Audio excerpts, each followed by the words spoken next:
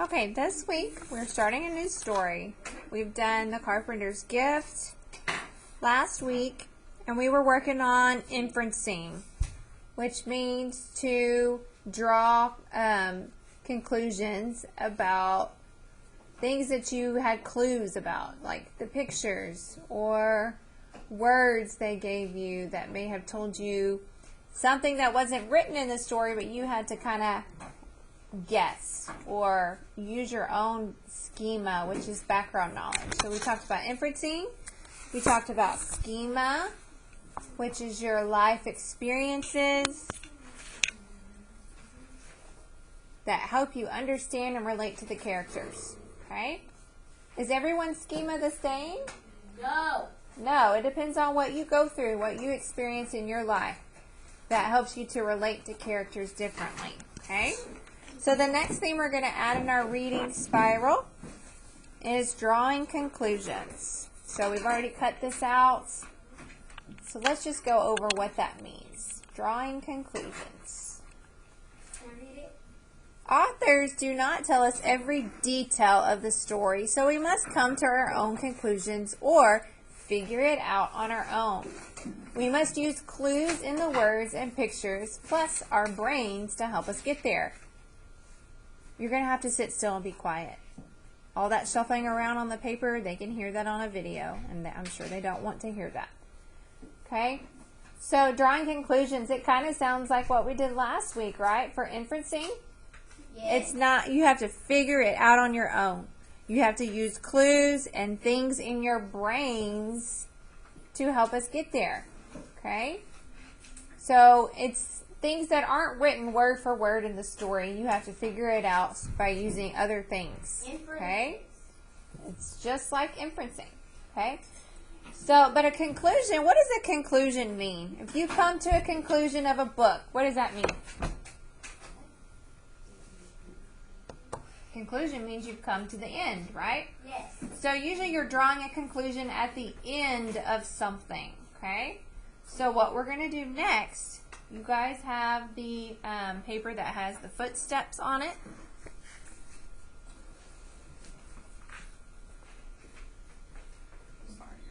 We're going to practice drawing conclusions. It looks like this. By watching the short film. We're going to watch it through one time, and then the second time you watch it through is when you're going to go through and write the clues that you had and what conclusion you can infer throughout the video what happened or what's going to happen. It's going to be a really short video clip, and there's not any words. Okay, so you have to figure out what's going on without anybody telling you or any words being said. Okay.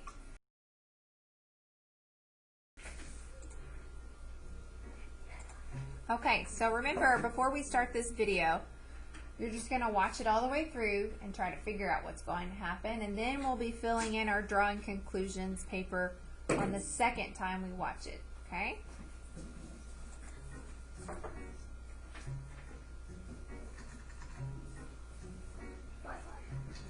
Kelsey, quit talking and paying attention.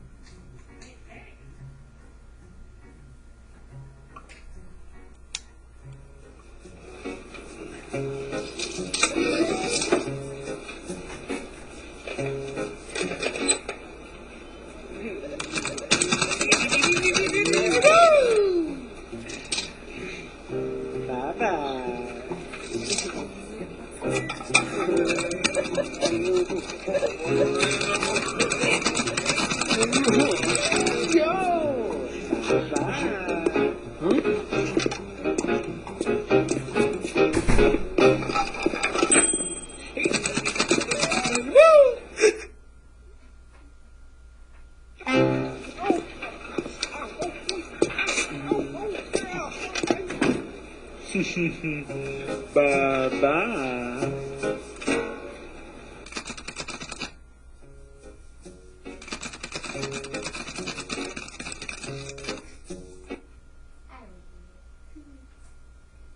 Okay, so look at our little drawing conclusions thing. So it's saying what happens at the end of the film. That's the conclusion we need to figure out, okay? Somebody walks in and is not very happy, right? So we don't know what really happened to him. He was just pulled out away. But what conclusion can you draw about what's probably going to happen to that guy?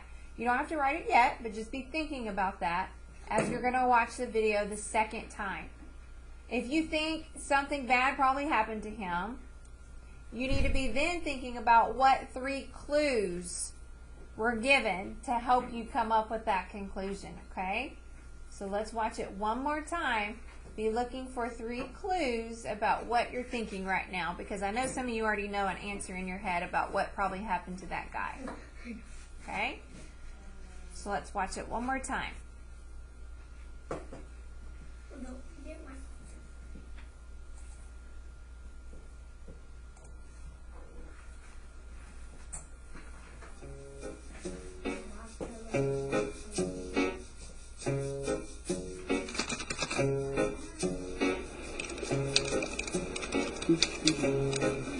Hey, hey!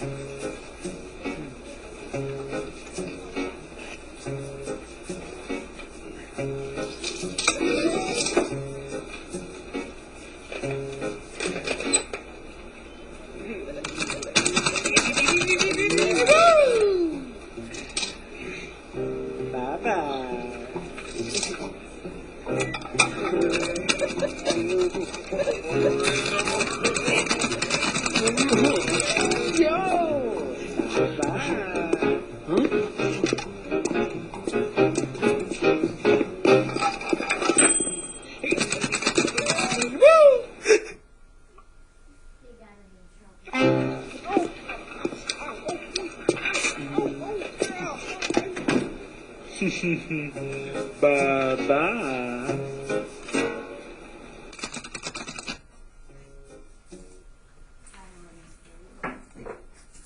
Okay. Anybody have an idea what probably happened in the end?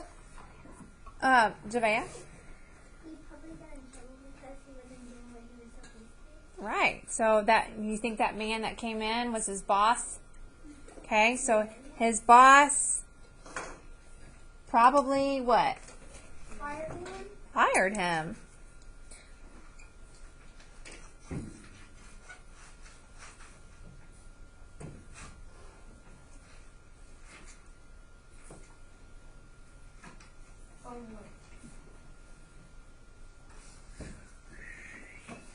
Okay. So clues. What is a clue that made you think that his boss probably fired him? What do you think, Gregory? I don't know. Well, you said earlier he probably got fired before I called on Javea, so what made you think that? Because he wasn't doing what he was supposed to do. Because the guy wasn't doing what he was supposed to do? He was following directions.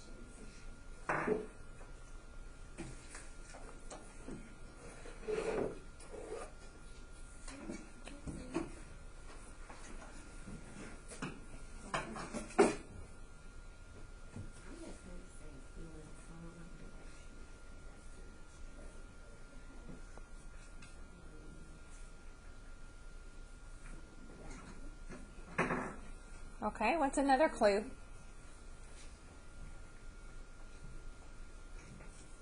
The guy wasn't doing what he was supposed to.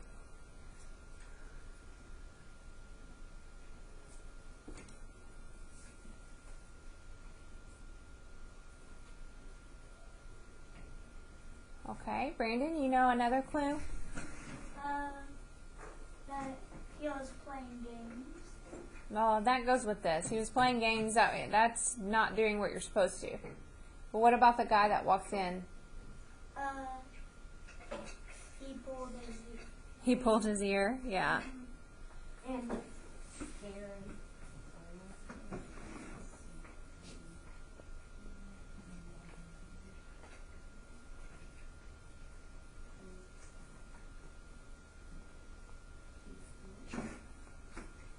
Okay, one more thing that lets you know that he was probably going to get fired. Allie? He probably got into a different room with nobody so he can focus. That's a conclusion. That's not a clue. We've already drawn the conclusion that his boss probably fired him. So what made us think that? He pulls the guy out by his ear. We know the guy was not doing what he was supposed to be doing, so he's probably getting in trouble or fired.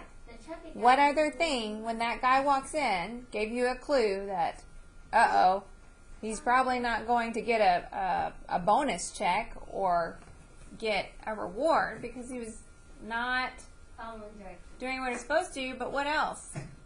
Kelsey? He wasn't like, so the chubby guy, the other guy, he was playing games too, but then he saw the guy, so he pulled his chair back and started working while the other guy didn't see it. So he got him in trouble and said bye-bye, like a weirdo. So that helps you figure out that the boss was probably going to fire him by him pulling his chair away and saying bye-bye. Okay, so the other guy laughs and says bye-bye. Yeah, the chubby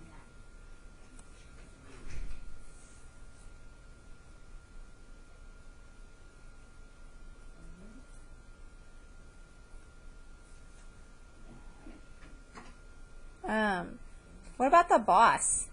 Could we have said some other clue? He pulls him out by his ear, but he also looks very what? Mad. So that could have been a clue too. He looks mad. Number 4, if we were to add another one or take one of the place of these other ones, we could say the boss. Whoops. I've been walking everywhere. Looks mad. Oops. Thank you, Bryson. Okay. While you were gone, we were watching a short little video clip on how to draw inclusions. So I'll get you caught back up in a minute. Okay, so now what we're going to do, we're going to read the news story for the week, The Year of the Perfect Christmas Tree by Gloria Houston. Pictures by Barbara Cooney. Okay, so I'm going to let you finish writing that if you're not done yet, and then we'll read.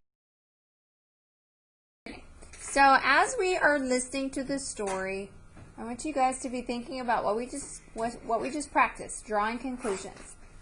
I also want you to have your vocabulary out, and we're going to try to figure out what some of these words mean as we hear them in the story. A lot of these are probably words you've never heard before, okay?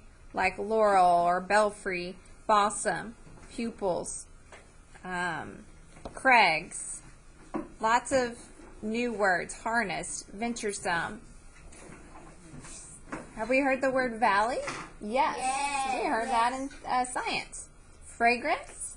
Yes. We probably heard that before. Fragrance is something that smells So good, or it doesn't even have to smell good, but a fragrance usually is something that smells good or pleasant. Venturesome? Have we heard that word before? No. No. Tended. He tended to the cattle before the snowstorm came. Nope. Tended, probably heard that before. You need to tend to your chores, that means you need to get them done, right? So tended means to take care of. Okay? Haul, to move or carry something.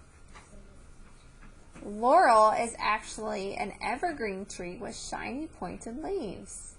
Isn't that interesting? Belfry, a tower where a bell hangs. Balsam, a small evergreen tree. Pupils is a child or young person who is being taught. Heed means to pay attention to. Crags are rocks. Okay?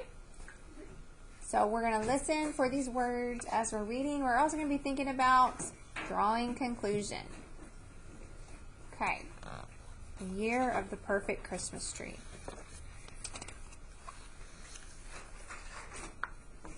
It was getting toward Christmas in the valley of Pine Grove. The wise folks said the old woman in the sky was picking her geese, for the Appalachian mountains lay blanketed with snow. The road wound like white ribbons around the misty blue ridges, tracked by the runners of wagons, sleds, and sleighs. Occasionally an automobile chugged its way through the silence. Across the ocean, the Great War raged, but in the valley, all was at peace. It was getting on toward the Christmas Ruthie would never forget. The Christmas when the village almost did not have a Christmas tree. It happened this way. Ruth told me so. So who is the main character that you've heard? Ruth. Yep. So do you see a valley? Yes. That's the valley. In between the mountains. Down here where the houses are, or the little town. Okay? If you hear the word, put a dot next to it.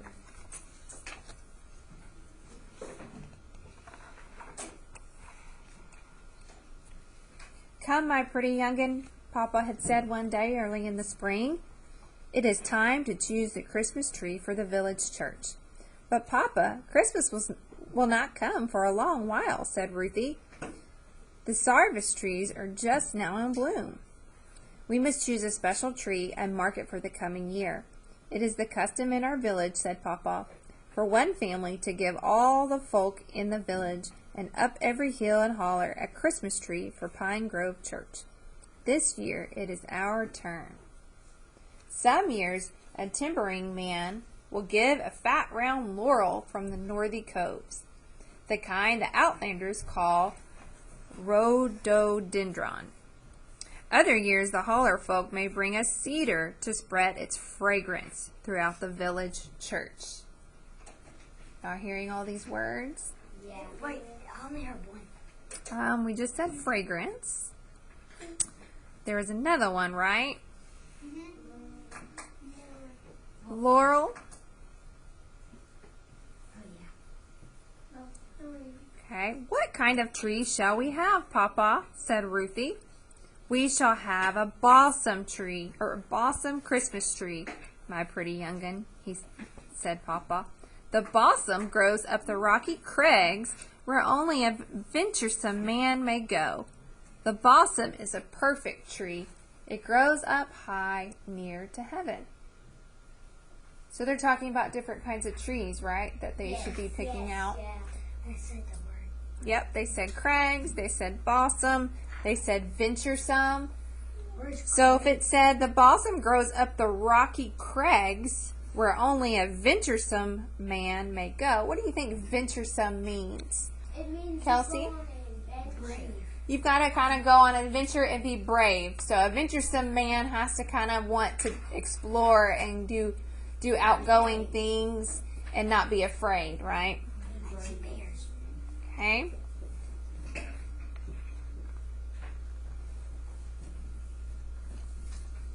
So I have valley, fragrance.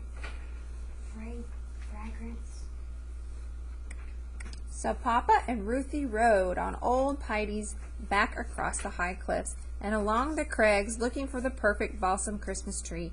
They rode and rode from early morning until the sun was high in the sky. Finally they saw it, growing on the edge of a high cliff on Grandfather Mountain, alone with no other trees around it.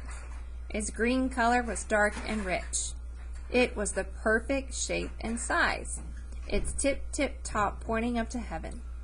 This will be our perfect Christmas tree, said Papa, and as is the custom, the self-same year you shall be the heavenly angel in the village Christmas play. It is fitting that you should mark the Christmas tree. Papa took the red ribbon from Ruthie's coal black curls. He lifted her high in his strong arms. Tie this to the tip top, he said. Then he kissed the dimple on each of Ruthie's cheeks. Where's the Christmas tree? Right there. So is the ribbon like the star in the story? Mm-hmm.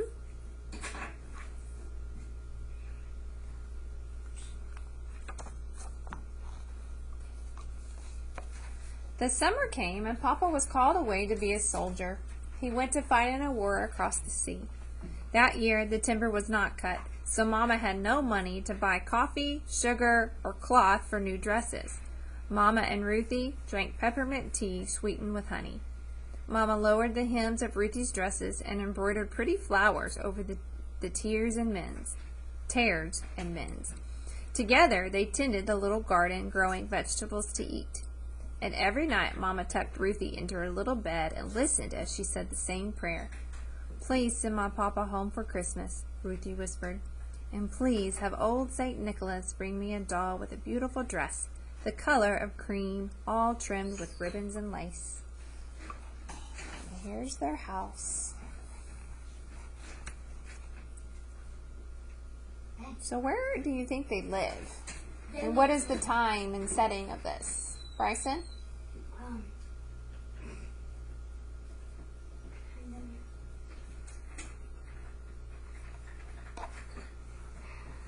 Look at the house they live in. They're hanging clothes out to dry. The beach. Oh, the beach? They were climbing a mountain a second ago. So the time period, did you think this happened a while back? A long time ago? If they're having to hang clothes out to dry, do most people hang their clothes out to dry? No. No, we put it in a dryer, right? Yeah, that's Okay. okay. So this probably happened a while back. The setting is also probably in the mountains, right? In a little Appalachian town, okay?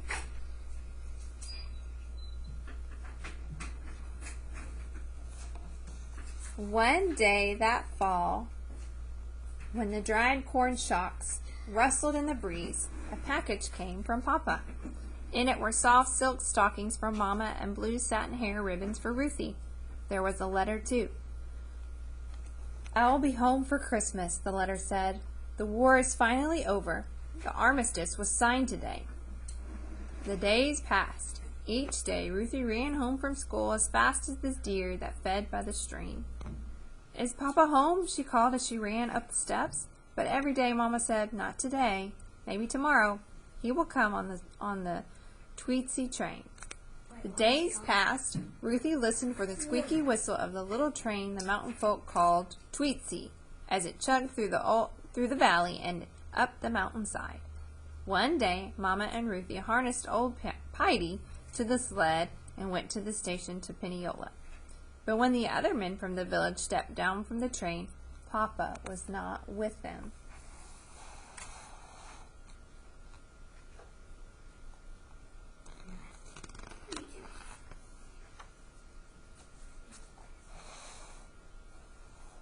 Soon there was only one more day until Christmas Eve. Over at the school, Miss Jenny and her pupils were practicing the Christmas play. The children sang the Appalachian lullaby, "Jesus, Jesus, rest your head. You have got a manger bed." Miss Jenny chose the boy and girl who would be Mary and Joseph. Then she called Ruthie's name. "This year you shall be the heavenly angel," Miss Jenny said. "This is the year your Papa will give the church its Christmas tree." Miss Jenny helped Ruthie climb up to stand on the teacher's chair so it would look as if she were up in the sky. Miss Jenny showed her how to hold her arms just so. "If you wear a dress with great big sleeves," said Miss Jenny, "it will look like you have wings." "Mama, Mama," said Ruthie as she ran up the front steps that day, "I must have a new dress with great big sleeves. I'm going to be the heavenly angel when Papa gives the Christmas tree." "Oh, my pretty young'un," said Mama, "I have no cloth to make a dress with great big sleeves, and I have no money until your Papa comes home." Mama kissed the dimple in each of Ruthie's cheeks and hugged her daughter tightly. So there she is in class with her pupils. So what's another word for pupils, Evangeline? People or her classmates. Pupils are learning. Okay. How is Papa? Do we have pupils? Put the Christmas tree there if he's not back yet. I don't know. We have to see. That night, the preacher from Pine Grove Church knocked at the door. "Tomorrow's Christmas Eve, Miss Green," he said, "and Tom is not yet home from the war." Chad McKinney has been saving a prime cedar on his bottom land for Christmas next. He'd as leave cut the tree this year. This is the year our family gives the tree, said Mama. Tom chose it before he went away to war. I had hoped you would heed my wish, said the preacher. The church must have a Christmas tree when the morrow comes. Tom is as good as his word. Our family will give the tree this year, said Mama. Late that night, Mama wakened Ruthie.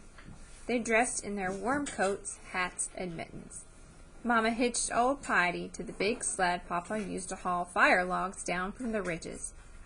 The moon shone silver as Mama and Ruthie made their way up the hill. Ruthie carried the lantern. As they came to the dark woods, the winter moon made strange shadows on the snow. Mama, I'm afraid, said Ruthie. No need to be afraid, said Mama. We're off to get the perfect balsam Christmas tree. Mama began to sing, I wonder as I wander, out under the sky. Ruthie joined in the song. Soon she forgot to be afraid.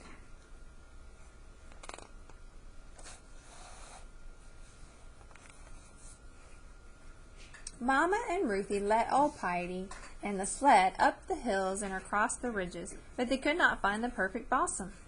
Papa says the balsam grows high on the rocky crags up near heaven where only a venturesome man will go, said Ruthie. The rocky crags, said Mama. We have a long climb ahead. Slowly they led old Piety along the ridge to the highest crag on Grandfather Mountain. They could see the village sleeping in the valley far below. Finally, at the edge of the highest cliff, they saw the balsam standing alone. There it is, Mama, Ruthie cried. See, there's my ribbon bow tied to the tip top. Ruthie ran up the rocky crag as Mama and old Piety followed.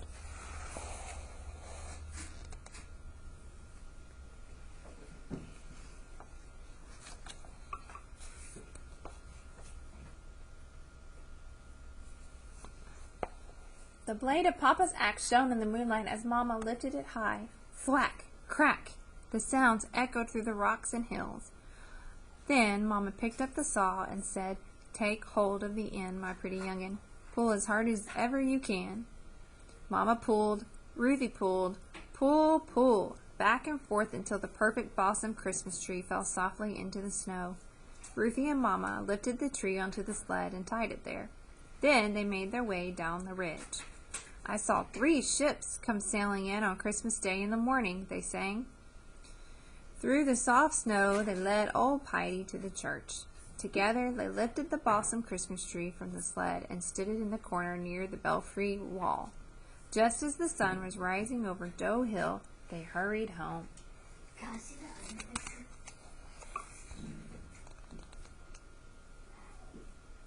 They don't have saws.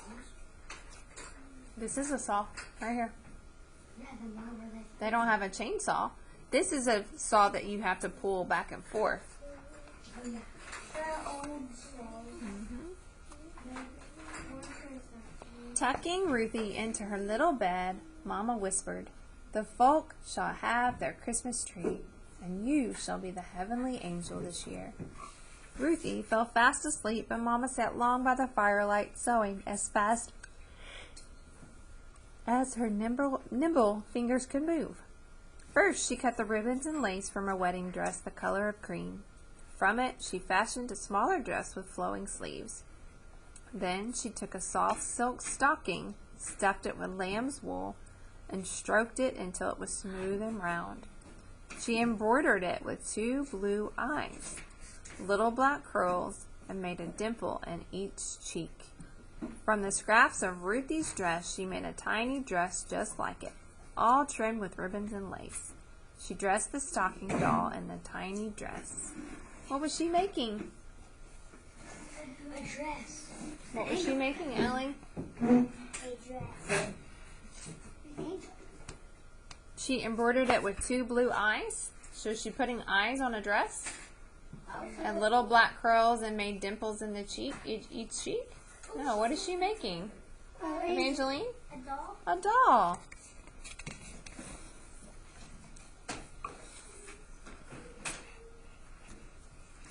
So she made the doll and the dress from scraps, right?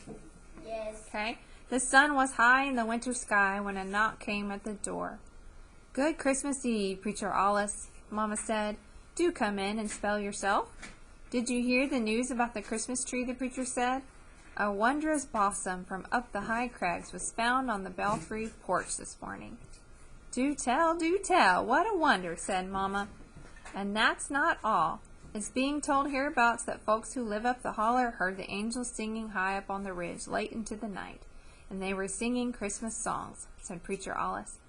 Ruthie hid her face in Mama's patchwork quilt so the preacher would not hear her laugh.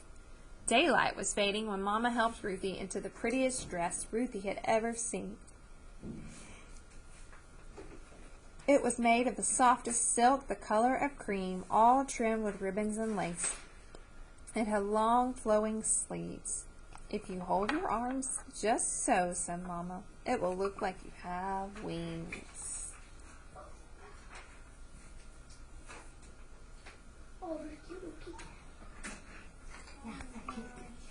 And you can tell, too, it's back in the olden days because they have a lantern for light. And the whole house is made out of wood. The war, they're talking about war.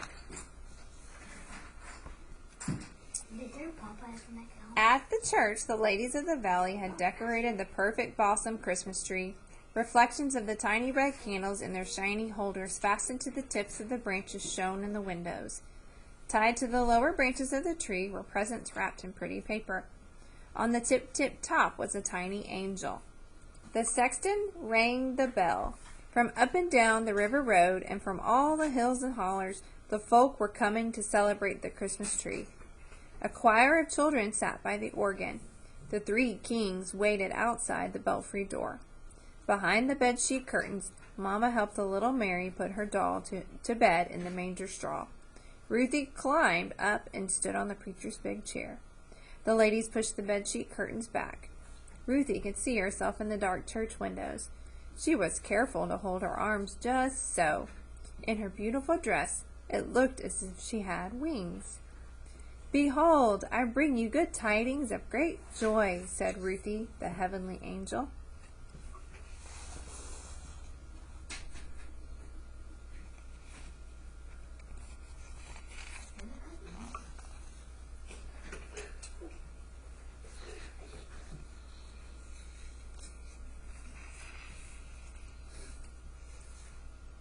When the program was over, Ruthie went to sit with Mama on the front pew. Mama held her close. Then the three kings came walking down the aisle, carrying lard pails filled with the Christmas treat pokes. Each bag contained a soft peppermint stick, some chocolate drops, an orange, and some hazelnuts. Behind the kings walked old St. Nicholas. He carried his toe-sack goodie bag with him.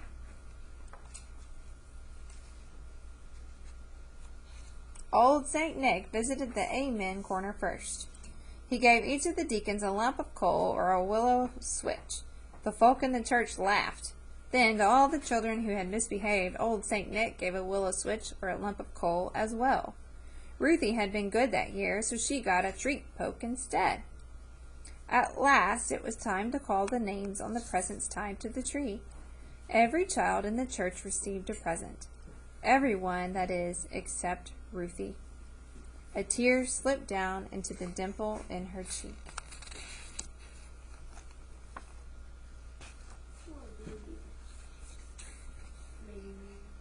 Then one of the kings reached to the tip top of the perfect balsam Christmas tree.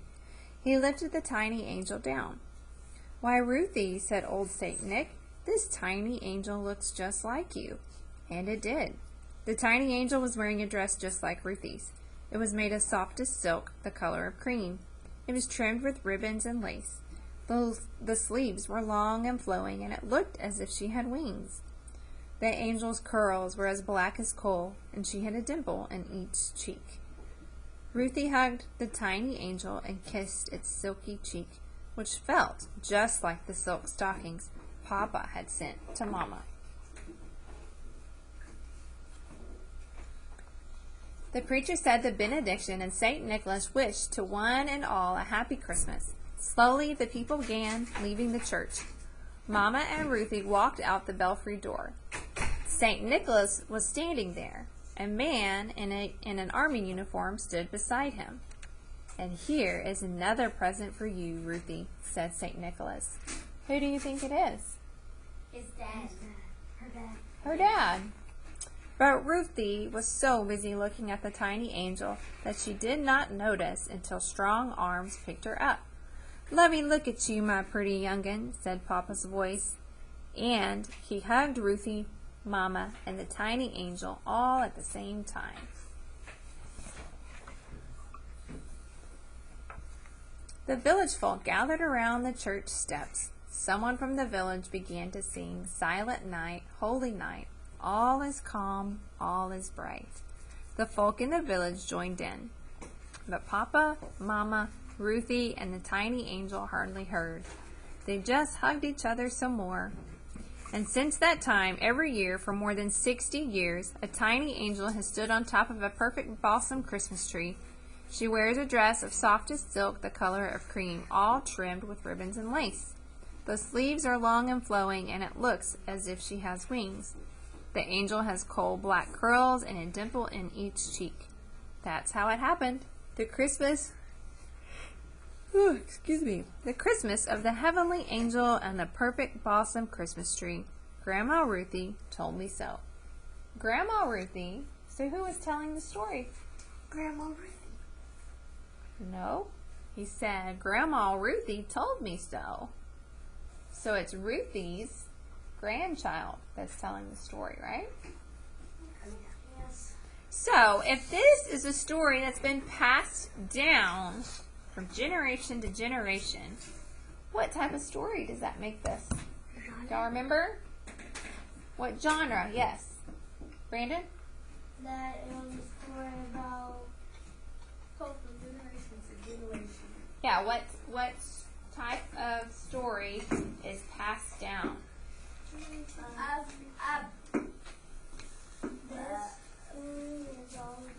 A non-fiction book. But it's not passed down necessarily. Not all nonfiction. Y'all remember folk tales?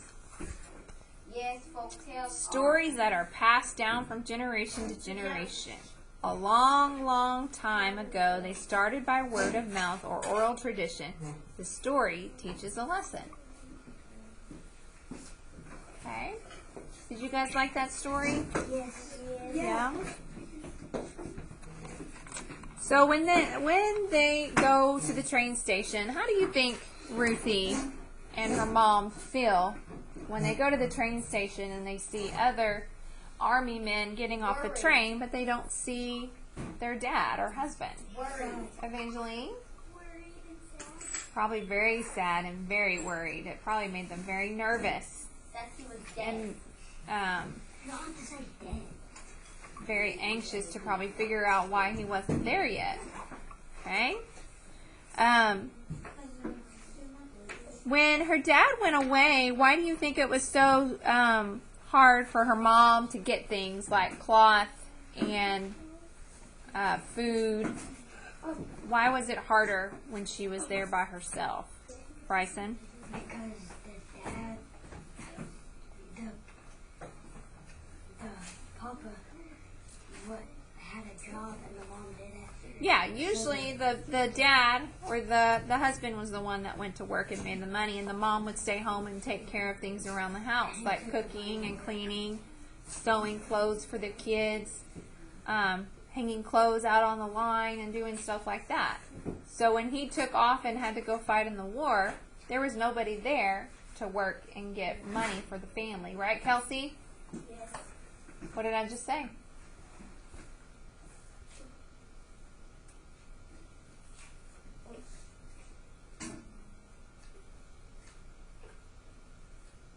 There was nobody there to take care of the family with money because the dad was fighting in the war. Is that what I said, Kaylee? Something like that. Yeah, y'all need to pay attention. Okay. So, let's go back to the very first paragraph and see what we can infer Although we've already read the whole thing, so you already can infer something, but let's see if there's something else. It was getting toward Christmas in the valley of Pine Grove. The wise folks said the old woman in the sky was picking her geese, for the Appalachian Mountains lay blanketed with snow. The road wound like white ribbons around the misty blue ridges, tracked by the runners of wagons, sleds, and sleighs. Occasionally, an automobile chugged its way through the silence. Across the ocean, the great war raged, but in the valley, all was at peace. It was getting on toward the Christmas Ruthie would never forget. The Christmas when the village almost did not have a Christmas tree. It happened this way. Ruthie told me so. What can you infer by just looking at this first paragraph? Remember, infer means to use clues about what's going to happen. Bryson? That, like, Christmas was coming up. Christmas is coming up, yes, because it talks about them needing a Christmas tree, and it says it was getting on toward the Christmas Ruthie would never forget, but it kind of comes right out and says that. Yeah. What's something that doesn't come right out and tell you? Kelsey? That.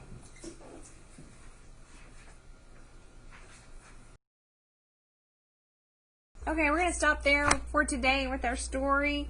We will practice more with these vocabulary words throughout the week, just like we always do. And we will not take our test Friday. So you guys will have a little bit extra time. We're not going to take our test until next week, okay? Because we have other things that we need to do during class this week, including UIL that's happening.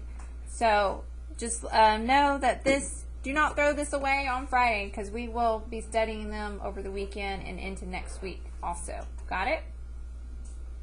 Did y'all like the story? No. Yes. It was all right. It wasn't that interesting to me, but it does give you a new perspective on how people lived back in those days, right? Very sad when your dad has to go to war and you're not sure if he's going to come back. Okay?